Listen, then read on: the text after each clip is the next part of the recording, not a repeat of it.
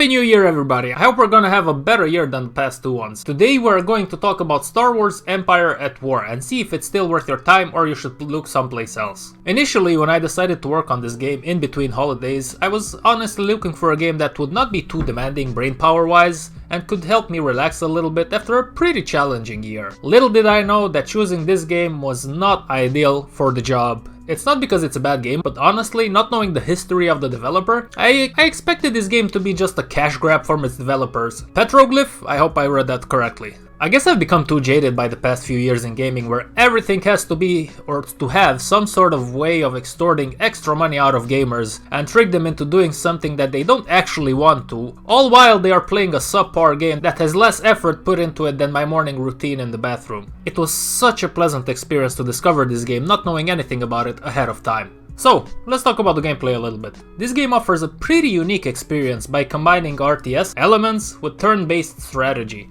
So you have three ways of playing the game, excluding the multiplayer because at this point in time it's obviously dead. We're talking about a 16-year-old game at this point in time. It came out in 2006. Back to the gameplay. First off, you can play the campaign, where you can choose both the Rebellion and the Imperial forces. The campaign takes part in a rich galaxy filled with a big number of planets that are either yours, the enemies, or they are occupied by pirates, in which case they usually tend to be a bit easier to conquer. The way the campaign plays out is that you always get missions that you have to successfully engage, like a standard RTS game, you know, but you also have the option of just playing your own game and deciding whether you want to stick to the main missions or just start conquering the whole galaxy one planet at a time. While that's an extremely fun experience to have, it's not easy, as the game is extremely challenging and unforgiving even on normal difficulty, at least it was for me. A planet has two defensive lines, the air defenses and then the troops that you will have to encounter on its surface. So in order to move in for the kill, you first have to engage and take out the air defenses,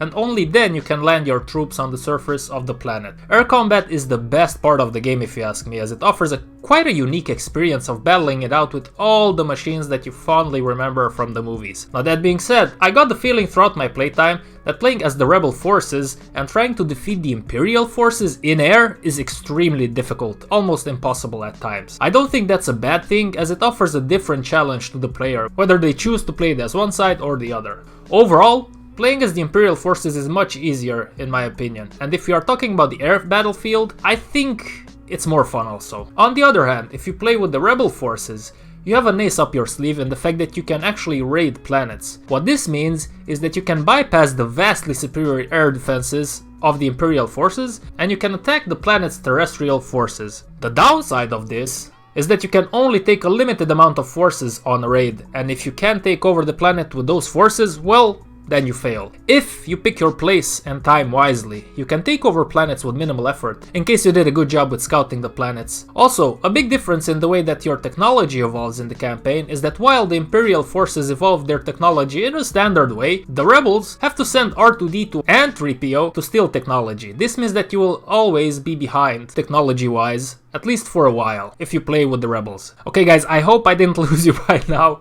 because I'm desperately trying to explain to you how rich and deep the meta in this game is. There's a lot of depth to the gameplay and to the strategies that you can have, and that's so nice to see, and I think it makes this game a must play in case you like RTS games. And if you're a Star Wars fan also, well, you will struggle to find a better game than this. This is just one of those games, you know, that even when you don't play it, you just think about it and strategize what your next move should be, how you should move your troops, what planets you should attack, what would you do first in order to be successful in the campaign. So there's so much depth into it that I just love these types of games. I had this feeling only when I would play Total War games. For example, Medieval 2, when I played it a lot, like I played so many hours in that game. And even when I was not playing, I was doing my daily routine, I would like think of what my next move should be. It's very awesome, if that's something that interests you. Besides the campaign, you can also play a mode called Galactic Conquest, where you are presented with different maps that have certain objectives and a certain number of planets on it. If you are in the mood for a shorter scenario, you can pick that, or if you are intrigued and you just want to dominate everything, well, you will choose a scenario that has more planets than you can dream of. It's a fun way to just play the game, not paying too much attention to mission objectives that sometimes can be a pain on the back. Now, on both game modes that I described to you up until this point, usually you have to bring troops on a planet that you want to conquer. You can't build buildings and train troops afterwards. You can only do that once you conquer the planet. All that I've talked about to this point changes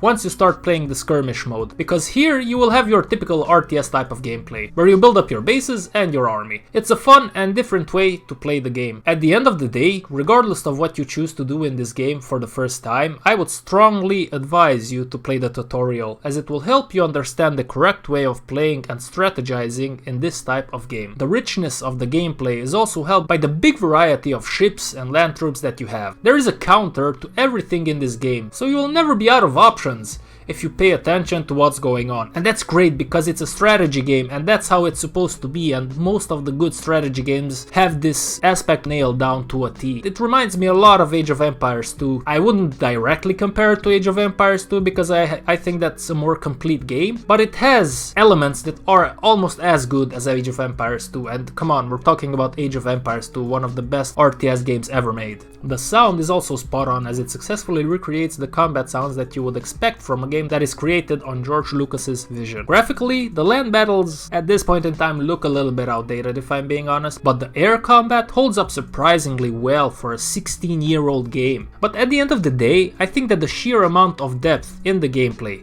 makes the outdated graphics easy to ignore, but if you are a younger individual, you might find it a bit hard to get into the land battles. Now, all that being said, it's not all sunshine and rainbows, guys, as you might know, I always say this, but it's true. As I previously mentioned, the ground battles look outdated, and that can hinder your experience a bit. Also, sometimes the mission descriptions are vague at best, and I found myself looking up what I actually have to do quite a few times throughout my campaign playthrough. The good thing about that at this point in time is that it's an old game, so you will find absolutely anything and everything on YouTube if you want to search for it. But other than that, I honestly can't think of too many things to complain about. As I've said in the beginning, this was a pleasant surprise for me, and the fact that you can get it on Steam for like €5 when it's on sale makes it undoubtedly a game that you should play in case you occasionally like to play strategy games, or if you're a die-hard RTS player and you somehow skipped or missed this game, then you should definitely get it. Forget about the fact that this is a Star Wars game. Even if you just want to play a solid strategy game, this has you covered, and it offers countless hours of gameplay as you delve deeper and deeper into the meta of the game. Guys,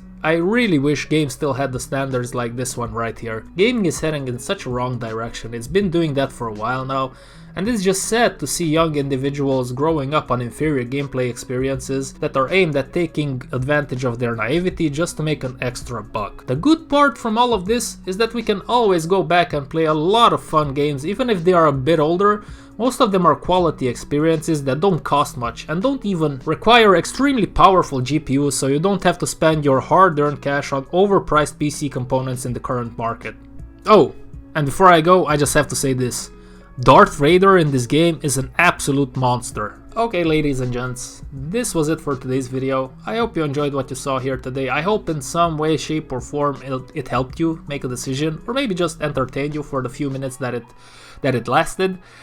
I wish everybody a lovely weekend, a lovely day, a lovely week, whatever you are, wherever you are, however you are. I wish you the best, I truly do. And stick around for more if you're interested in this type of content. I will definitely do more. Subscribe to the channel and rate the videos just so I know if I do a decent job or if I'm completely dog piss. Okay, stay safe, stay clean, and stay strong.